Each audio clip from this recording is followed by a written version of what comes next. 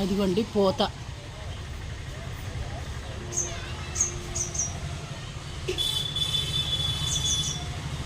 పూత మళ్ళీ పూసిందన్నమాట.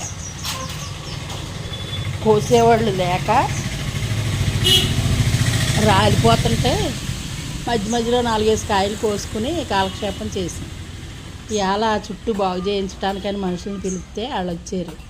వాళ్ళు వస్తే ఒక 12 కాయలు అలా దొరికినాయండి, పచ్చికాయలు.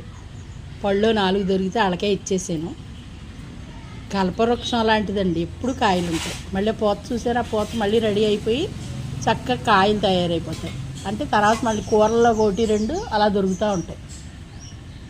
చెట్టున ఎప్పుడు కాయలు ఉంటాయని చెప్తూ ఉంటాను కదండి. ఇదిగోండి పచ్చిమాకాయ కొంచెం, ఆవకాయ కొంచెం. ఇప్పుడు 10 కాయలు అనుకోండి, 5 కాయలు పచ్చిమాకాయ, 5 కాయలు ఆవకాయ పచ్చడి. అలా పట్టుకుంటే 4 రోజులు తింటాం కదా. ఎక్కువ రోజులు మళ్ళీ ఆవకాయ పచ్చడి అయితే నిలవ ఉండదు.